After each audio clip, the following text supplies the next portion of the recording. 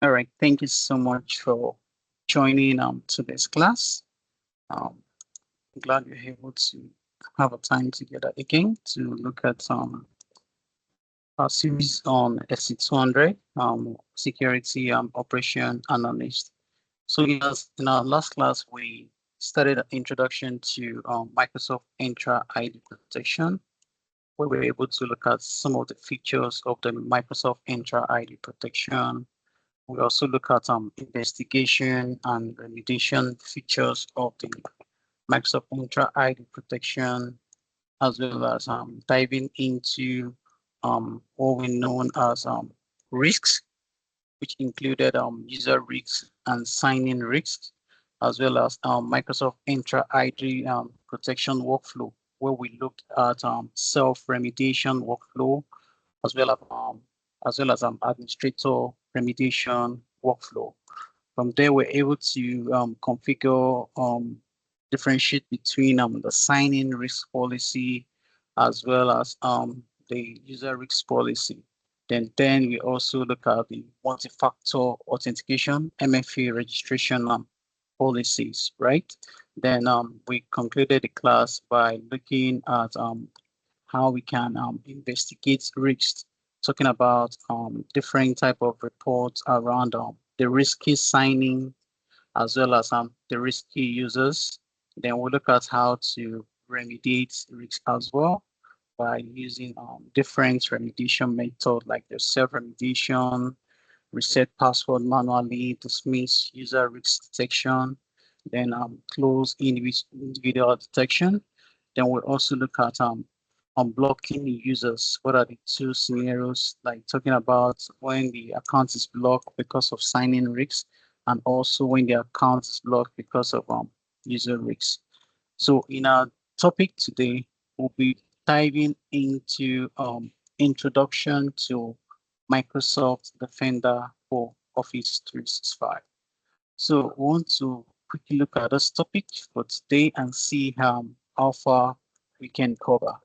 So what is Microsoft Defender for Office 365? Now, Microsoft Defender for Office 365 is a cloud-based email filtering service that helps protect your organization against unknown malware and viruses by providing a robust zero-day protection. And it includes features to safeguard your organization from harmful links in real time. The Microsoft Defender for Office 365 has a rich reporting and URL trace capabilities that gives administrators insights into the kind of attacks that is happening in their organization. So basically, if you look at the Defender for Microsoft Defender for Office 365, right, its goal majorly, in summary, is to protect against sophisticated threats and automatically investigate and remediate the attack.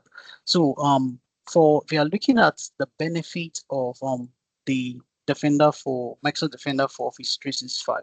So these are some of the benefits. It provides industry leading protection. It provides an actionable insight. It automates response, and it also provides what we call training and awareness.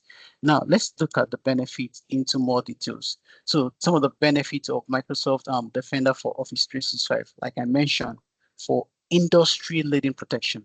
So the Microsoft Defender for Office 365 uses about 6.5 trillion signals daily from email alone, right, to quickly and accurately detect threats and protect users against sophisticated attacks such as phishing and also zero-day malware. Now, the Microsoft Defender for Office 365 block about 5 million phishing emails, and it's analyzed about 300,000 phishing campaigns just in the year 2018 alone. So it protects about 4 million unique users from advanced threats. So because it's an email filtering service that is actually one of the best in the industry, So it's referred to as the industry leading protection. We have other email filtering service like the Mimecast, like the Trend Micro, right? But in terms of benefits, in terms of capability, the Microsoft Defender for Office 365 is actually the leading in the industry leading protection. Now, under actionable insights. Now, actionable insights are presented to security administrators by correlating the signals from a broad range of data to help identify, to help prioritize, and to help provide recommendations on how to address potential problems. And the recommendations include remediation actions, which empowers administrators to proactively secure their organizations. So this actionable insight is something that is actually very useful for different administrators, and the goal of the actionable insight is to empower administrators to proactively secure their organization. Now, the third benefit talks about automated response. Now, with automated response, right, investigation and remediation in case of a post-breach scenarios can actually be difficult, expensive, and also time-consuming. So if you're trying to investigate, you're trying to perform remediations, and also, especially when there is a breach has already happened, right? It can actually be very difficult, expensive, and also time-consuming. So what most organizations lack is the expertise and the resources needed for rapid investigation and effective remediation. So what Microsoft Defender for Office 365, what it does is that it provides an advanced automated response option that security operations can actually use, saving a significant amount of time, money, and resources. So with the help of this automated response, right, it helps organizations to save amount of times, save money, and also save resources. Now, the last but not the least of the benefits of the Microsoft Defender for Endpoints is training and awareness. Now, today, the social engineering attacks such as phishing often looks legitimate, right? And they are sometimes or most times they are hard to spot for busy users. Like if a user is quite busy and there is a phishing email, phishing attack, there's possibility that the user just want to go through the emails, click on the phishing links or open the phishing attachment, right? Because of that, it is possible that it is actually very critical to train end users to make the right decisions in the event of an attack. So there is an in-product notifications which helps users to understand the risk of performing an actions such as clicking on suspicious links. Then features such as there's a feature called an attack simulators. It helps administrators to launch realistic threat simulations. And the purpose is to train users to be more aware and also to be vigilant, right? Now, today in my organization, this is something that we do almost every month, right? When there is an event going to come up, maybe there's an award like on Friday, for example, now we had an award night in my organization, right? That we needed to nominate people for the award based on two different categories, based on merits and also for people that uphold the organization's culture. Now, one of the things our InfoSec, our cybersecurity team did in terms of training and awareness was to send out a phishing email. Now, the phishing email came from an email that looks exactly like our, group email that we usually receive company communication from. And one of the things that was done in that phishing campaign was that there was a link that you have been nominated for this award. Click on this link to complete the form. So a lot of people were happy. They were excited that, oh, this award is coming up. I've been nominated without even checking the sender's email.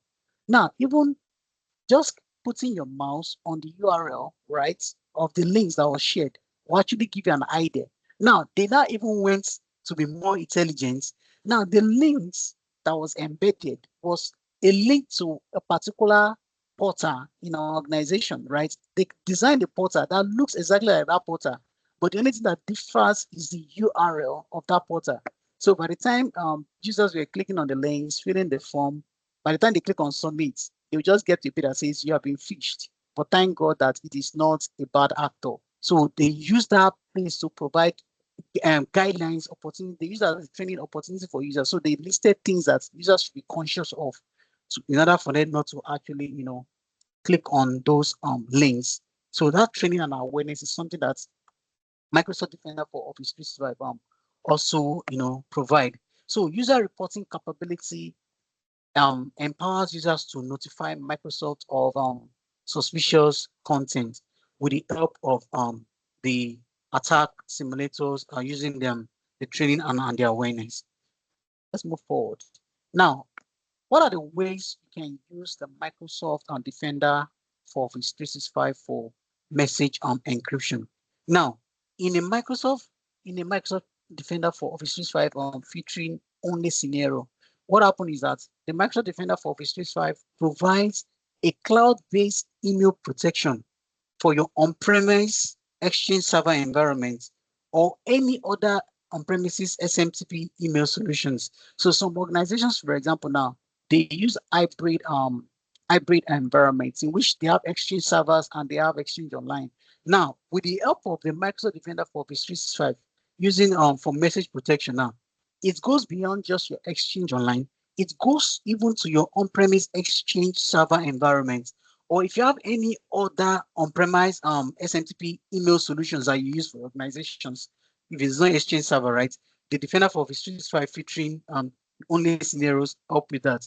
Then another thing the Microsoft Defender for Office 365 does is that it can be enabled to protect Exchange Online cloud hosted mailbox. So apart from when you have an organization that has an hybrid scenario now, for institution whereby the organization is just using a cloud only mailbox, right? The Defender for Office 365 can be enabled to protect such mailboxes, or those mailboxes that is actually Exchange Online cloud hosted mailbox. Then lastly, in an hybrid deployment, right, Microsoft Defender for Office 365 can be configured to protect your messaging environment, and it also helps to control mail routing when you have a mix of on-premises and also cloud mailboxes. So with the Exchange Online protection for inbound email filtering, so both the filtering only scenarios that you can use what we call EOP. So whether or not you don't want to have the complete Exchange Online plans, right? Just want to have Exchange Online protection, and you're using your Exchange server. That filtering only scenario, the Exchange Online protection can protect your Exchange server, and it can also protect your on-premise SMTP. While for the hybrid deployment, the Microsoft Defender for Office 365 can be configured to protect your messaging environment. So it's also to control your routing, and when you have a mix of both on-premises and cloud mailbox in the Exchange Online protection. So it protects for your inbound email filtering, basically. Now let's look at automate, investigate, and remediate. Now for automate, investigate, and remediate. So these acronyms we use AIR, AIR, AIR, right? Now for automate, investigate, and remediate, basically, what is happening is that it helps you to save time with automated investigation and response. Now, when you are investigating as a cybersecurity engineer or a SOC engineer, right, a SOC analyst, when you're investigating a potential cyber attack, what is important for you is time. Time is of the essence. You cannot beat it, right? So the sooner you identify and mitigate threats, right, the better off for your organization will be. Now, if an organization has security operation analyst and they are unable to know how to, investigate potential threats. Now that threat, imagine that threat spreading across the organization, affecting several mailboxes, now spreading. Now, what's going to happen is that it's going to cost the organization time, right? It's going to cost them resources, it's going to cost them money, right? Now, with the help of automated investigation and response, which is AIR, the capability include a set of security playbooks that can be launched automatically, such as when an alert is triggered, or manually, such as from a view in the Explorer. error can save your security operations team time and effort in mitigating threats effectively and efficiently. So if you look at this high level, right? At high level, the air workflow works like this. Now, the first one, the phase one is that an alert that is triggered and a security playbook is initiated. So once an alert is triggered, with the help of the automated investigation and remediation, right, security playbook is automatically investigates. Now, depending on the particular alert and the security playbooks, right, automated investigation begins immediately. So alternatively, a security analyst can start an automated investigation manually from a view in a report, such as Explorer. We're going to look at the Threat Explorer. Now, while an automated investigation runs, right, its scope can actually increase as new and related attacks are also what trigger. So the moment there's automation happening, right, there's possibility that the scope of the air is also increased because new alerts are also triggered.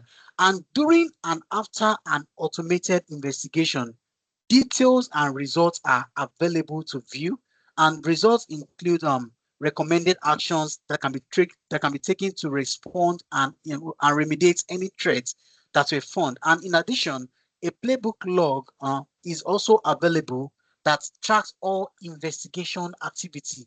So if your organization is using a custom reporting solution or a third-party solution, you can use the Office 365 Management Activity API to view the information about the automated investigation at threat.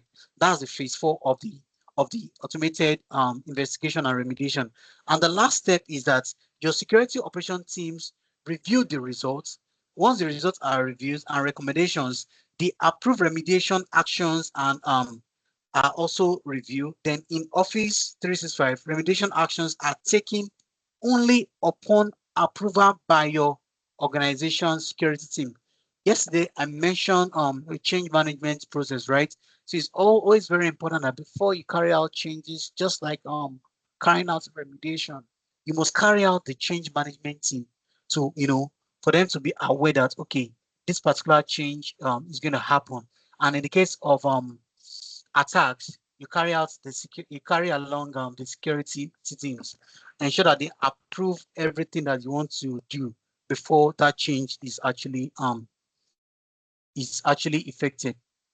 Now, if you have to start with a native generated alert by an Office 365, for example, let's say we want to start with a native generated alert.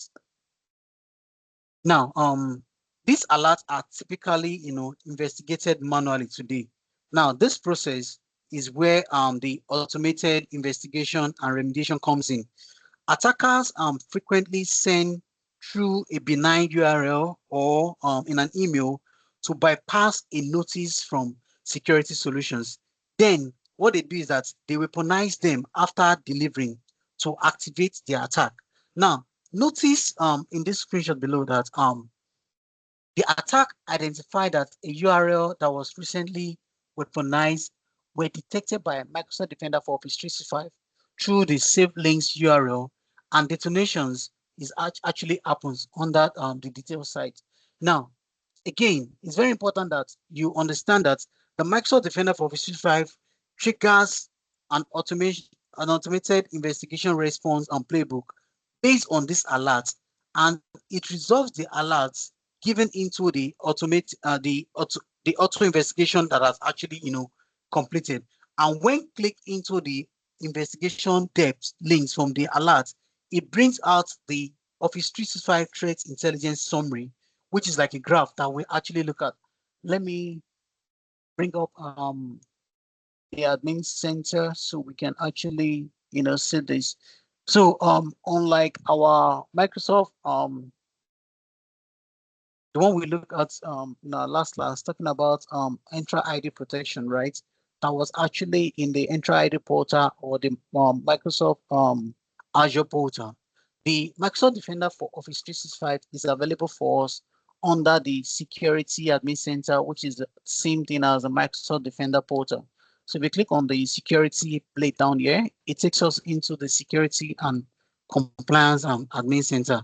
Now, Defender for Office 365 is actually part, because this defender portal is actually gives us an holistic view of everything around security in a single pane of glass. Now, defender for Office 365 is actually this part here called emails and collaboration. Yeah, it's called emails and collaboration.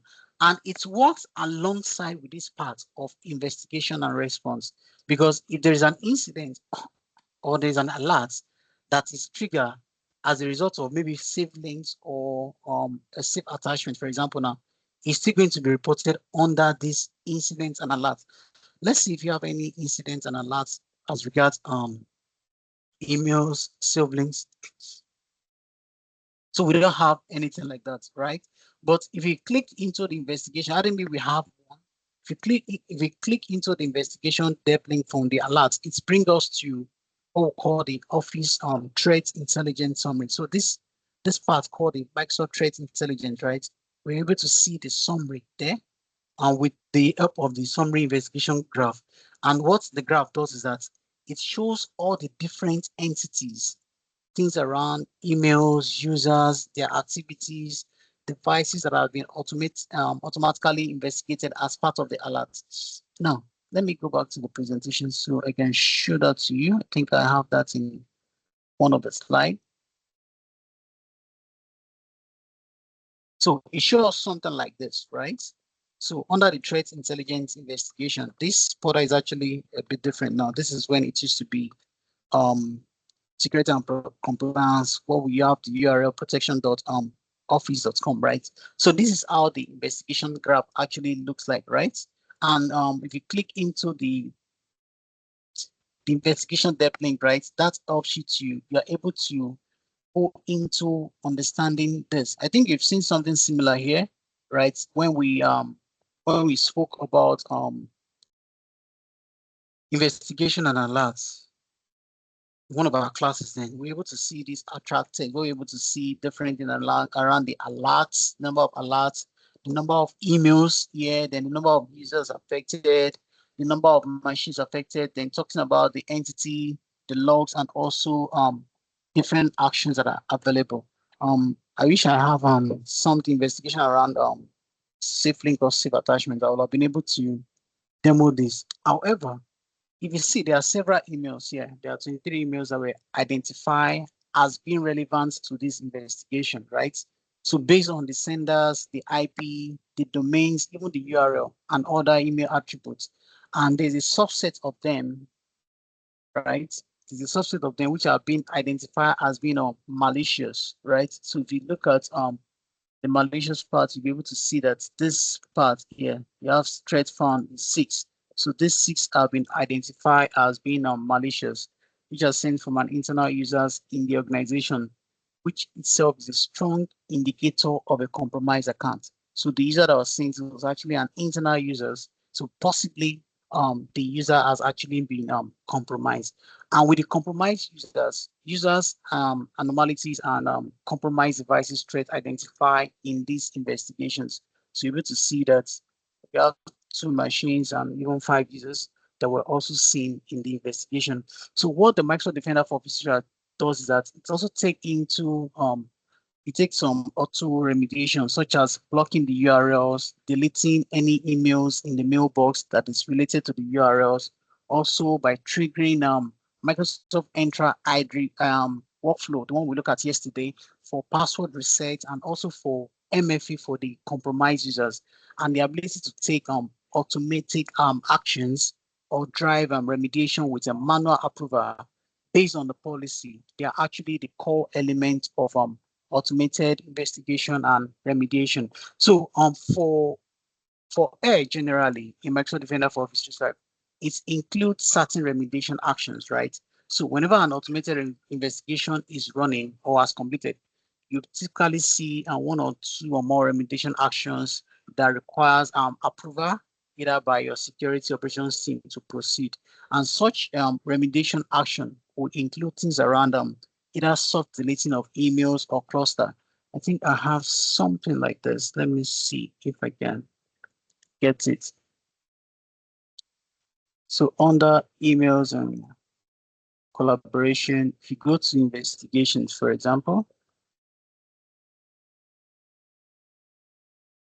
Okay, so I don't have anything under investigation. Let me go to Explorer.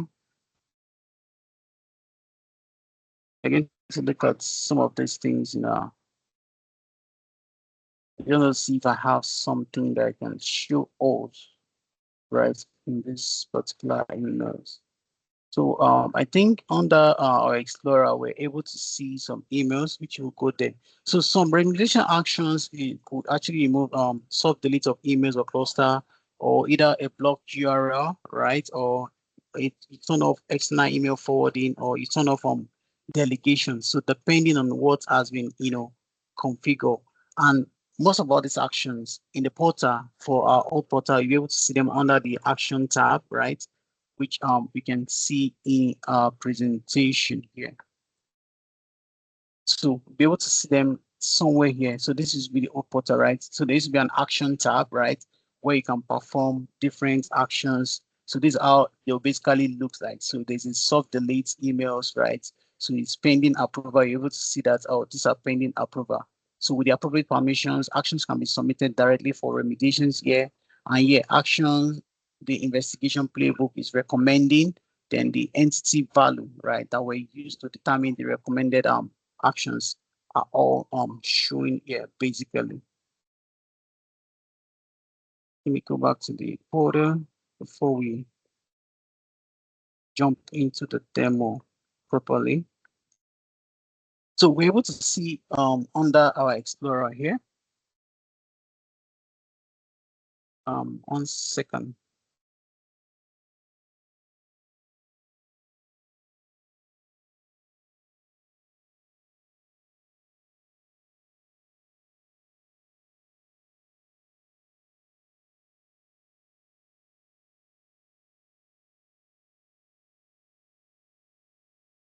I wanted to be sure that I'm not jumping anything. Okay. All right. So for the emails, we are able to see different emails that are showing here under the Explorer. If you want to see category by malware, so there are some emails that has actually been categorized as malware. We'll be able to see them under this. Then there's any email by phishing, and we have the filter here. So you can filter by dates, depending on what you want. Then on that here, we're able to see the emails, we're able to see URL clicks. If there are any URL that has been clicked by the user, then top URL, those have been clicked already. So these are some top URLs, right?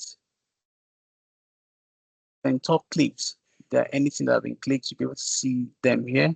Then top targeted users. If there's some users that have been targeted in your organization, you see them there. Then email origins, then talk about the campaign. So we can definitely use different queries here, right? These are not is not actually our focus for now. Let's continue our discussion here. So with the help of the air, it helps you to basically perform automated response, right? Basically. Let me see the URL clips here. So we'll look at this shortly. Now, we want to look at how to, how do we now configure, protect, and detect, right?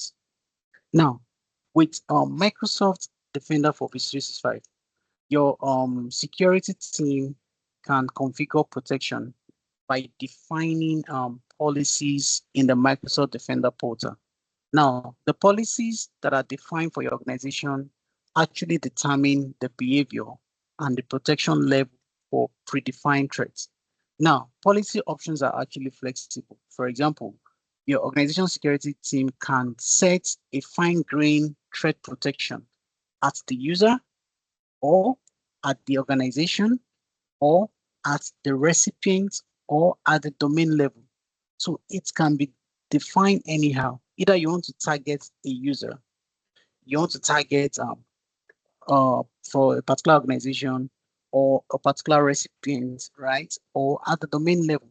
Now, it is actually very important to review your policies regularly because new threats and challenges emerges daily. So one of the policies that we're going to be looking at today is what we call a safe attachment, right? So let's go to policy and rules here and select thread policy. So we'll be able to see the safe attachment and the safe link policy. Now, safe attachment under policy. So in generally, for our thread policies, we have a templated policies which are going to look at later, the preset security policy and also the configuration analyzer.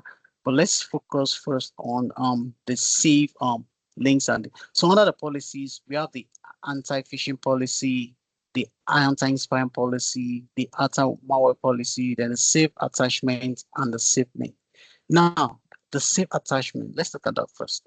What is a safe attachment?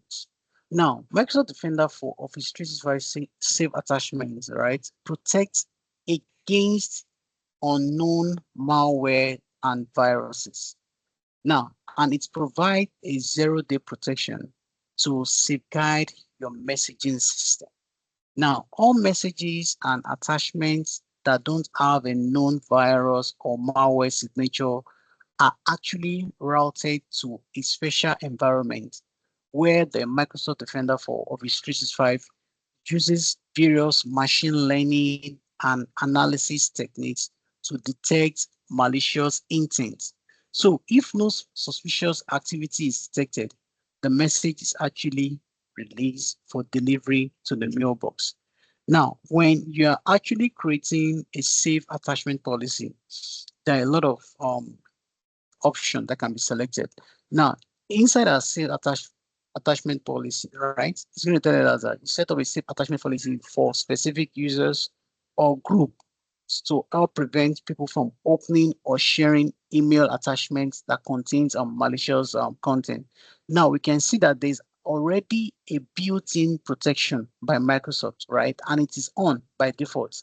So this is a built-in. If you open that, right, we're able to see that tells us that this is built in Microsoft 365 security, which applies to all users in your organization to protect against malicious links and malicious attachments. So for built-in protection is enabled only for paid Microsoft Defender for Office 365 tenants. Now, if the tenant does not have the Microsoft Defender for Office 365, tenant is not going to, have this built-in protection. Now, apart from the built-in protection, you can create your own policy by clicking on the create here. Now, after I click on the create, you can just name your policy. It can be anything. So let me just say safe attachments.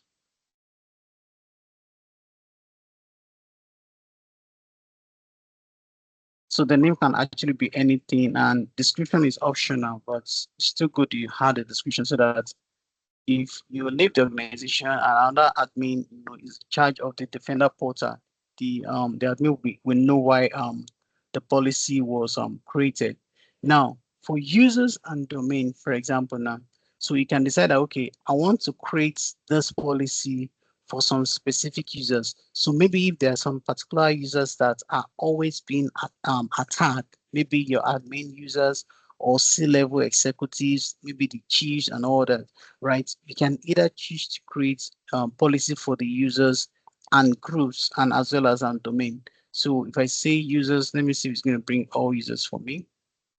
So it brings all content for me, then groups. Let me see, I can have all companies there for groups. Then domain. So maybe I have multiple, right, domains in the tenant. I can, select, like for this tenant, I think I have a couple of domains.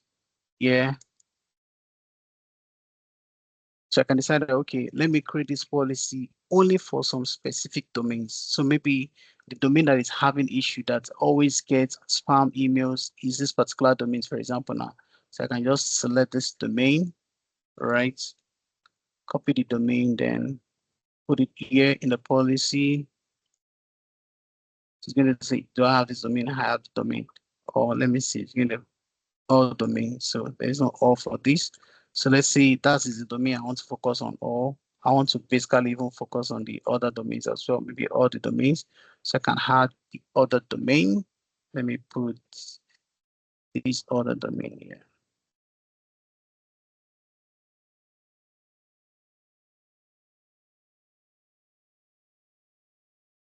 and select. Then, so if I want to exclude some users or some groups, right, and some domains, so after putting all company, that means for all the users, then for groups, all the groups in the company. If I want to exclude some specific users or for some specific admin, so I can say, okay, I want to exclude maybe the IT team from this policy, right? So I can look for the, there's a group called IT on the tenant. I can look for that. I'm not sure I have any groups here. Then let's say I have a specific user that I want to exclude this policy for. I can just look for the users and select the users. There's a particular domain that I want to exclude this for as well. I can just put in the domain also there. And I'll see next. So this is one very important place that you have to pay attention, which is the settings. Now it tells us that save attachments unknown malware responses now. So it's always very good to actually, read through what this is saying so that you know if this actually, meet your business requirements, like monitor and block actions might cause significant delay in message. So it's telling that these are some warning, right? Select the action for unknown malware in attachments, monitor and block. So if you're selecting monitor and block, it means that these actions might cause a significant delay in the message delivery. That's what it's saying, right? Then Dynamics delivery is only available for recipients with hosted mailbox. What is hosted mailbox? Mailbox that are on-prem. Then is it for block or Dynamics delivery, right? Message me, Messages with detected attachments are quarantined and can be released by admin. So any of the things that you want to select here, you have to take heed of this warning. So based on, so this one says actions might cause significant delay in message. So I rather pick okay, monitor and deliver. Monitor. So monitor means I deliver the message if the malware is detected and tracked scanning results. Then block means block current and feature messages and attachments with detected malware. So that will block it completely. Then it's a quarantine policy. So if you have created some quarantine policies before, you'll be able to see them here. I will show you some of these policies there. Then you can select the policy that you want to be enabled. Then this one says redirect messages with detected attachments. So you see enable redirect only supported for monitor actions. So if you have selected this monitor, right, that means this will be enabled for you. And you'll be able to put in the email address where you want the message. Maybe you want an admin to review the message or the email before the email goes to the user. So I'll just select monitor and delivery, then click on next. So that's what I wanted. So you have the opportunity to also review everything you've configured before submitting. So if you feel that while you're revealing, there's something that you just forgot that you like to include, so before submitting, you can review everything here. After reviewing and you're satisfied, see users here. Tells me all company, then all company. So all the users are automatically added to this group, right? Then if you're okay, just click on submit here.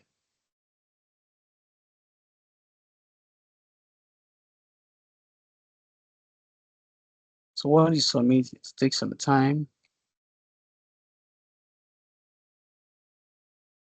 So it's submitting up here. So you give it some time to actually submit. So sometimes this error happens, especially if this is the first time you're trying to create the policies or first time you're trying to access the platform. You can try again. So definitely this is either an error from Microsoft, right? So I think they've been having some serious issue recently. Now, again, if you go back to revealing the settings, right?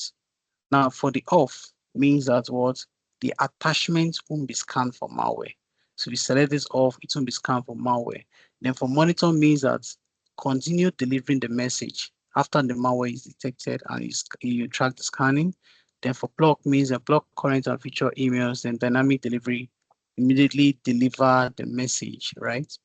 Without attachment and reattach the attachment after it's scanning if they're found to be saved. So for this dynamic delivery now, so sometimes a user in the organization, we receive a case that user will say, I receive an email now, but the sender said there's an email attachment, but I can't see the email attachment.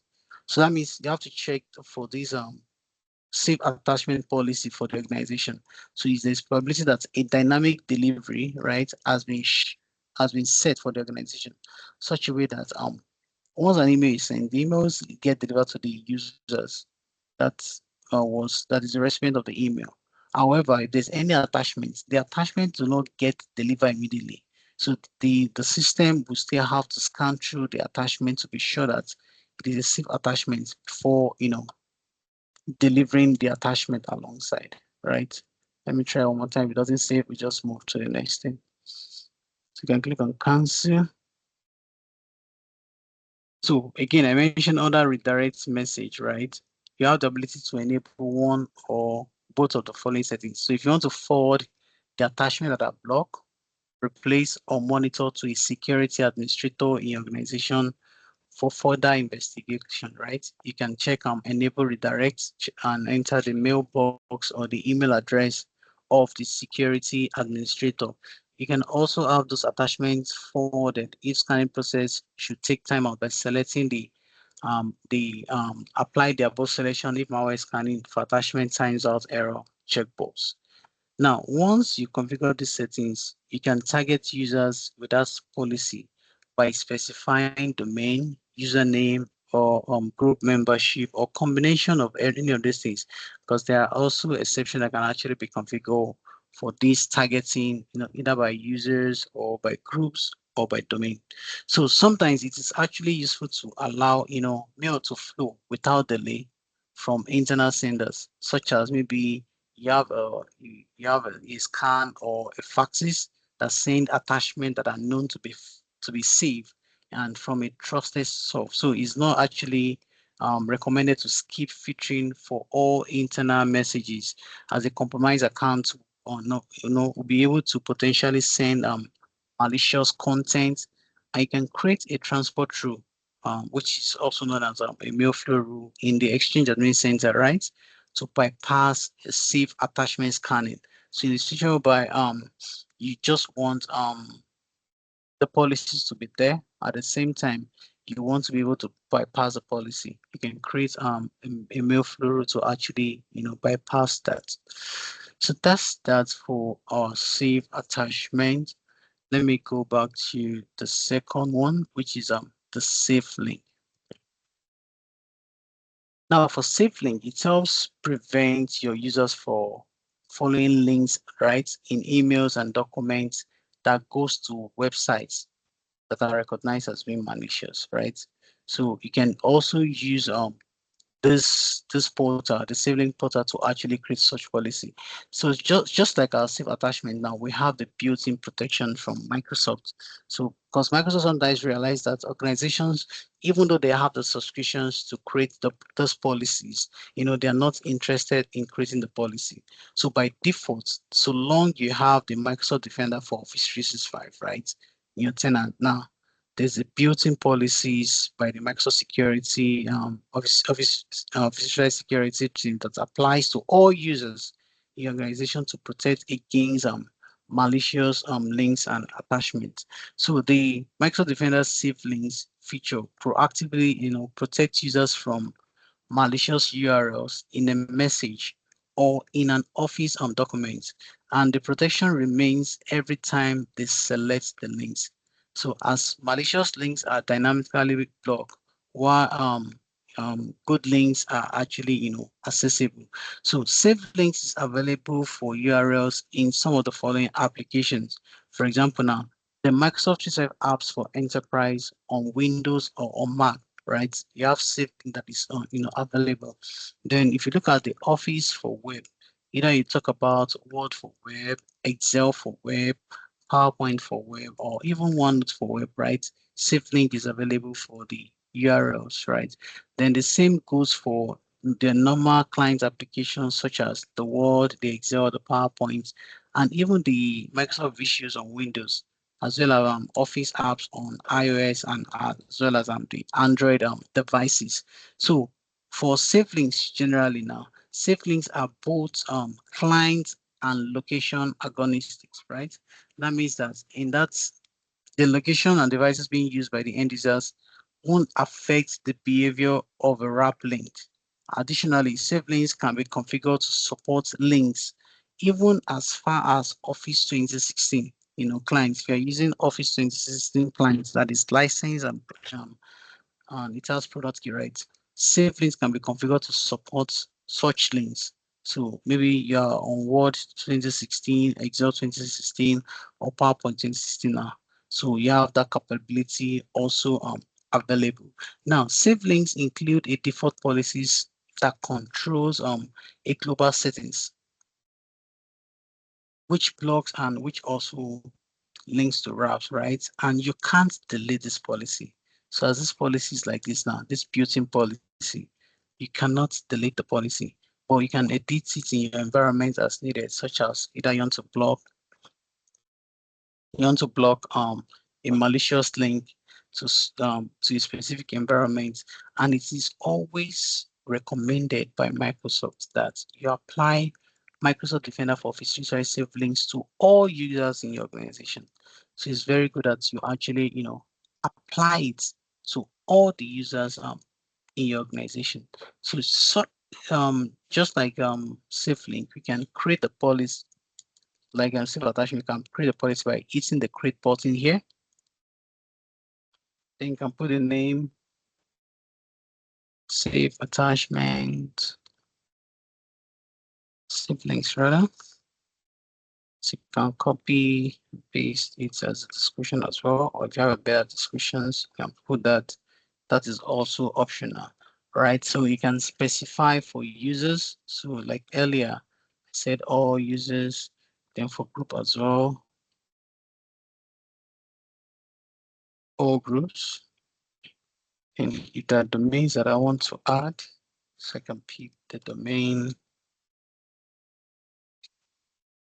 and pick the domain, this is the domain. Then if I want to exclude some users, I have the option to actually, exclude them there. And I can click on next. Now for our save attachments, right? We able to see some other settings available. Similarly, for save links, you're able to see URLs and click protection settings.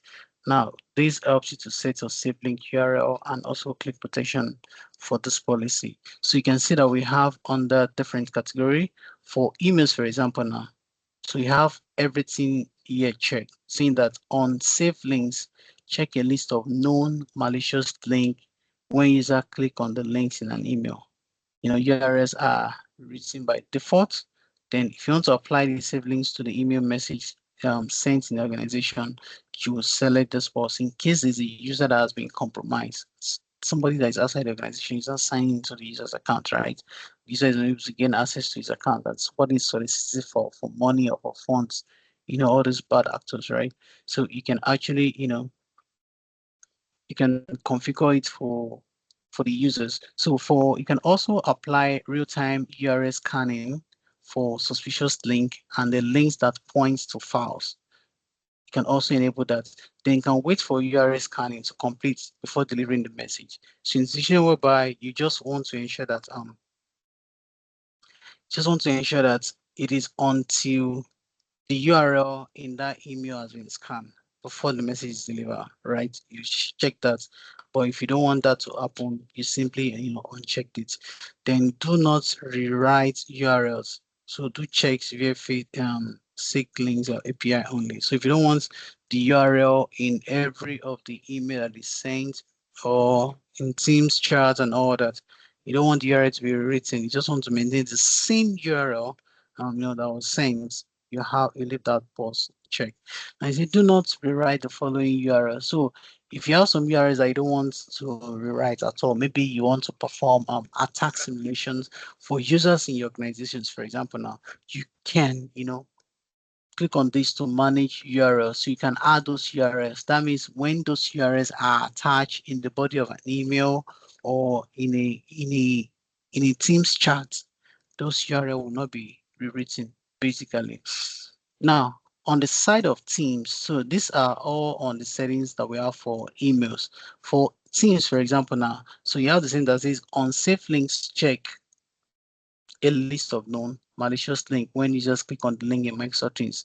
URLs are not written. So some of these policies or settings have been collapsed into this one.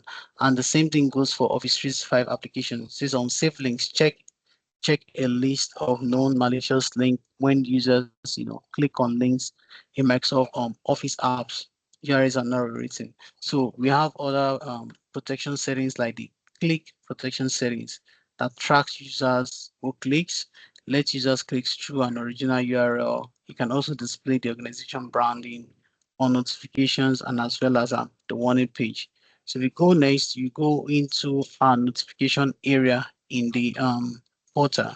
Now for the Save Links portal notification area, so you can use the default notification text, or if you want to create a custom text for yourself, you can, create a custom text, and you have the option to also use a Microsoft translator for automatic localization. So should in case you have users joining in from different time zones and with different languages, right?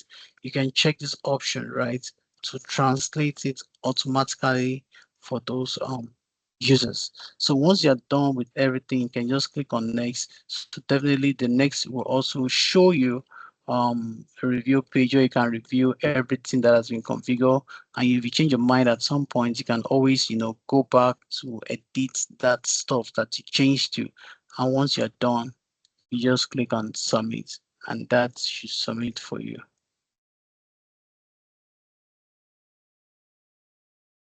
Any other questions so far? No, none at the moment. Okay. All right. I think this portal is actually having an issue. I will bring the attention of Microsoft to it. So that is saved attachment and saved link. Now let's go back to this first one, the first one, which is the anti-phishing policy. Now, what so you can see here, since by default Microsoft decided to include the built-in features that help protect users from phishing attacks, set up anti-phishing policies to increase these protections. For example, you can refine the settings to better detect and prevent impersonation and spoofing attacks. Now, for generally for anti-phishing policies, right? The Microsoft Defender for Office 365 anti-phishing policy checks incoming message for indicators that a message might be a phishing attempt. So that's the first thing it checks, right? So when users are covered by the Microsoft Defender for Office 365 policies, talking about safe links, safe attachments, or anti-phishing, right? Incoming messages are evaluated by multiple machine learning models, right? And what the machine learning models are doing is that they are analyzing the message, and the appropriate action is taken based on the configured policy. So whatever you have configured for the organization now, that is what at the end of the day, that's the action that will be taken. So if you configure something and it's not in favor of the business or that, then you might need to go back and re-edit it to ensure that you actually, set up or complete something that is actually worthwhile. Now we have the default anti-phishing policy, just like we have in the case of the save link and save attachment policy. If you click on this default policy, you're able to see different things that are defined, things around the policy threshold, user impersonation protection, domain impersonation protections, talk about trusted impersonated senders and domain, the mailbox intelligence, mailbox intelligence for. So you're able to see all these things available in terms of the settings, right? So another thing that is common here is the edit protection setting. So if you want to edit these particular default settings that are available, how do you know your default settings? The default setting is always have this status that says always on, always on. And in terms of priority, lowest, you can see this policy was last created or last modified by in June 26, 2021, right? So when you're creating a policy, you only target is actually the original thing that's been configured. Now for impersonation settings, it plays a large role in Microsoft Defender for Office 365 in the sense that what it does is that it helps um the in the anti-phishing policies, right? It helps impersonation is actually where the sender or the sender emails domain in the message looks similar to the real sender or to the sender domain. So it really plays an important role in the defender for Office 365 anti-phishing policies. Now, example of what we can classify as impersonation domain. Like, if you have a domain, let me see if I can bring up a notepad.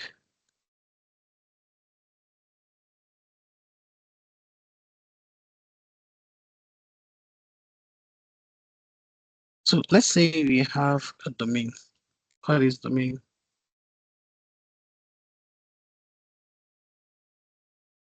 This is domain fantasy.com. You have another domain.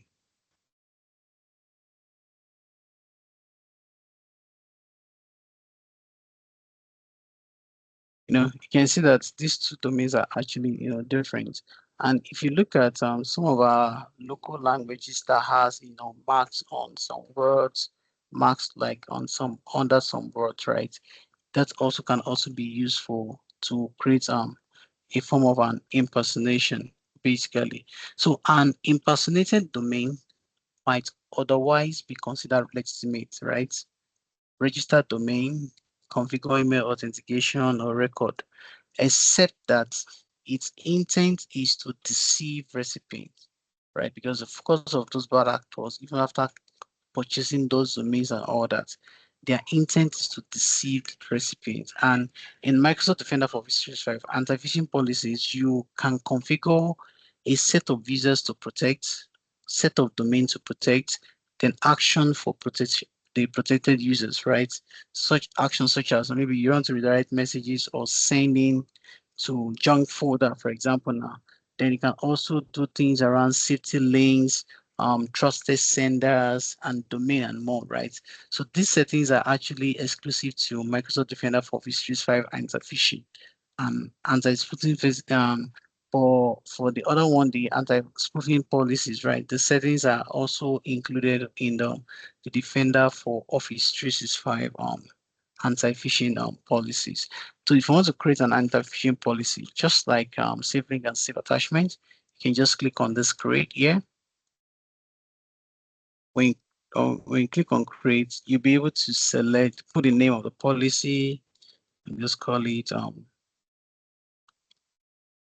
anti-phishing policy. So you can put that as a description as well.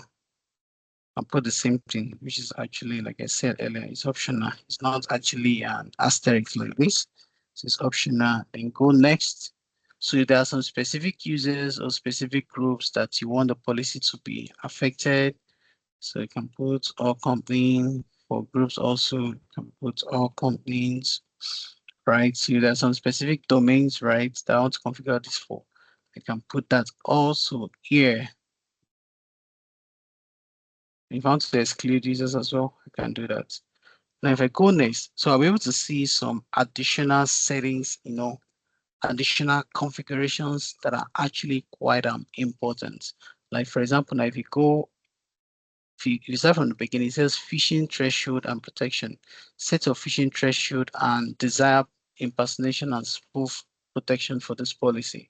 So at this point, you have the phishing email threshold set to this. So if you increase this banner, you're able to see that, okay, this is set to be most aggressive, go down a bit, more aggressive, go down a bit, aggressive, go down a bit, the standard, right? Which is the default value. And the severity of action that is taken on the message depends on the degree of confidence that the message is phishing. Either it is low, it is medium or high, or it is actually very high confidence. Now, for in terms of impersonation now, you can enable users to be protected. So you can enable up to 350 users. That's what you're seeing that. See, enable impersonation protection for up to 350 internal and external users, right? So you can also, so if you want to enable this for users, all you just need to do is to check this box. Once you check this box, click on manage senders, and you'll be able to add the senders, right, to this list. Then for, you want to enable you for domain also, right? So you'll be able to see the main, be domains that you own, can view all your domains here. You be able to see them, then add them. Then if you want to include customs domain as well, maybe domains that you don't own, you can also, include that as well. Then you can also have the option to add trusted senders and domains. So if there's some users that from other organization that you trust, that you communicate, you collaborate a lot, you can add them as trusted senders, or you add their domain as a trusted domain. Now you can enable mailbox intelligence, which is also recommended. Then you also see enable intelligence for impersonation protection, which is also recommended. Then enable spoof intelligence as well, which is also recommended. You can click on next.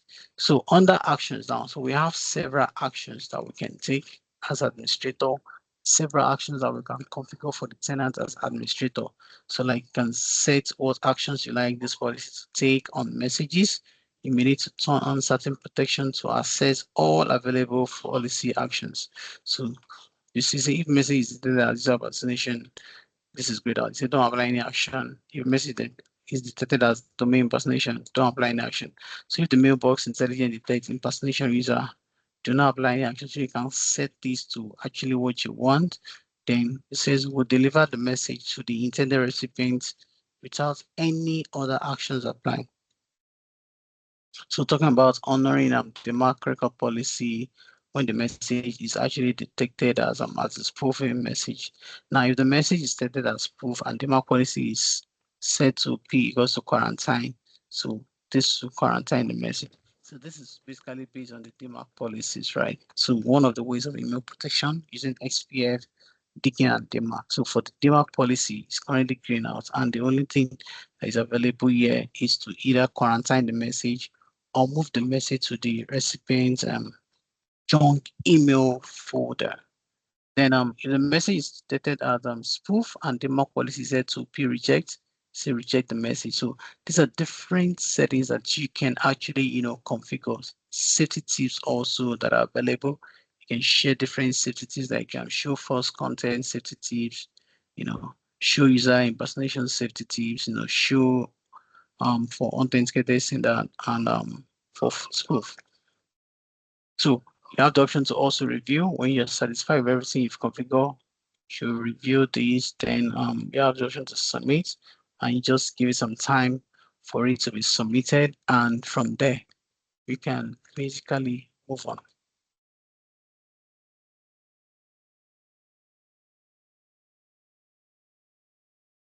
So seriously happening there. So generally for impersonation, you can use to protect users, you can protect all domains you own, you can protect specific domains. Then for actions, user impersonation or domain impersonation, right? You have them, you have for spoof, you can enable anti-spoofing domains. You can also enable unauthenticated center failure action. Then looking at the advanced parts, you can, advanced phishing threshold, right? Which is currently set to 1. All right. So that is that for that. Do you have any question? Do you have any question? No, I don't. Okay. I think I did something similar to this yesterday evening. Okay. I was just Awesome. playing around it yesterday. Okay. Awesome. So that's about anti-phishing, safe attachment, safe links, right?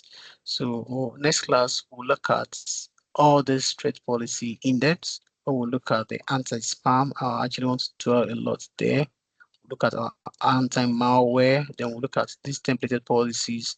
Why do we need preset security policies, configuration analyzer, right? Then under, because this is policy and rules. So this is still talking about policies. And under rules, we want to look at some of these and from there proceed here. So that will be where we'll be stopping for today's class, right? So let me quickly stop the recording. I want to jump